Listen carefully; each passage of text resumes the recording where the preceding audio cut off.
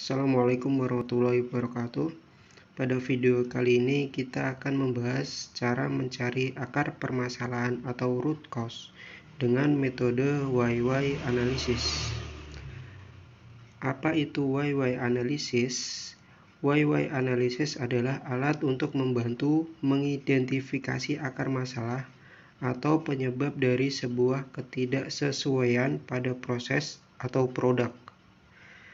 Di sebelah kanan di sini ada sebuah gelas berbentuk corong yang menggambarkan bahwa ada 3 tahapan dalam mencari root cause. Tahap yang pertama yaitu mencari potential cause, yang biasanya potential cause ini lebih dari 1. Kemudian tahap selanjutnya yaitu mencari significant cause, yang diambil dari salah satu potential cause. Dan tahap yang terakhir yaitu mencari root cause dari significant cause. Lalu bagaimana caranya agar kita bisa mencari ketiga tahap tersebut? Mari kita bahas. Pertama yang dilakukan adalah mengidentifikasi masalah. Masalah apa yang mau diangkat dan dicari root cause-nya. Misalkan masalah defect produk, masalah downtime, masalah target yang tidak tercapai, dan lain-lain. Yang kedua, yaitu membentuk cross-functional team atau disingkat dengan CFT, yaitu sekelompok karyawan dari berbagai departemen yang bekerja sama untuk menyelesaikan masalah. Misal departemen produksi, departemen QC, dan departemen engineering masing-masing punya wakil untuk menjadi anggota CFT ini. Setelah tim CFT terbentuk, selanjutnya yaitu mengumpulkan potential cause yang diambil dari pendapat anggota CFT. Kira-kira apa saja potensi yang membuat masalah ini terjadi? Kemudian kita bikin list atau daftar dari potential cause tersebut. Nah, di sini tahap pertama sudah didapat, yaitu mengumpulkan potential cause. Setelah kita mendapatkan potential cause, langkah selanjutnya yaitu mencari significant cause. Mana potential cause yang signifikan atau mempunyai andil besar penyebab masalah. Di sini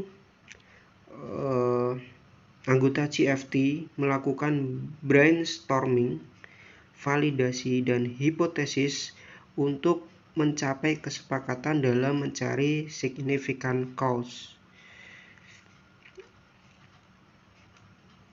Setelah significant cause didapat, langkah selanjutnya yaitu melakukan why analysis, yaitu dengan menanyakan kenapa significant cause itu terjadi. Pada umumnya sampai 5 pertanyaan untuk mendapatkan root cause. Tapi kalau misal baru 3 atau 4 pertanyaan sudah menemukan root cause, ya tidak masalah. Untuk lebih memahami, mari kita bahas contoh sederhana ini. Misalkan ada keluarga yang sedang melakukan bepergian dari Tangerang menuju Bekasi dengan sepeda motor. Di tengah perjalanan terjadi ban bocor. Nah, apa root cause dari ban bocor tersebut? Mari kita cari.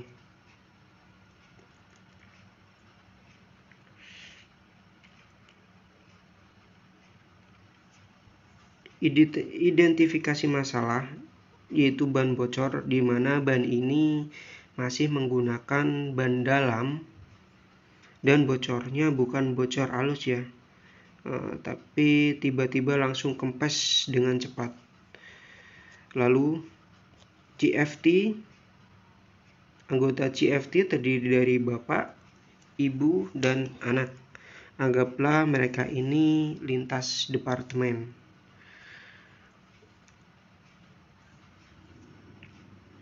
Lalu dari anggota CFT ini mengumpulkan potential cost, yaitu bisa jadi ban bocor itu karena kena paku, atau bekas tambalan jebol, atau kelebihan beban muatan, atau ban yang sudah tipis. Setelah terkumpul potensial cost, anggota CFT melakukan brainstorming, validasi, dan hipotesis. Apakah kelebihan muatan? Ternyata setelah ditimbang, total penumpang dan barang bawaan beratnya 150 kilo. Sedangkan beban maksimal barang yang bisa dimuat yaitu 200 kilo. Berarti bukan karena kelebihan beban penyebabnya.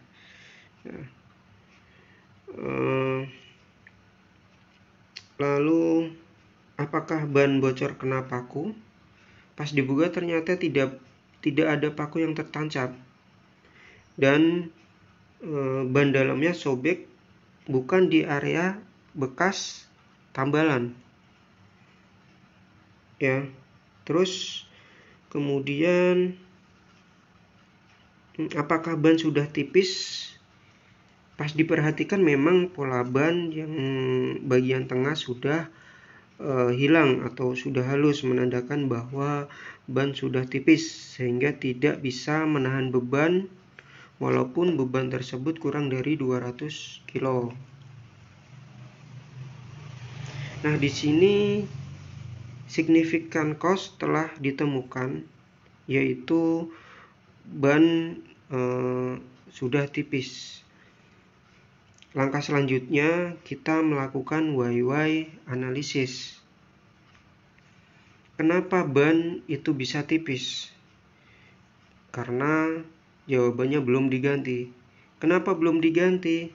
Karena tidak ada jadwal ganti, sehingga lupa untuk mengganti. Kenapa?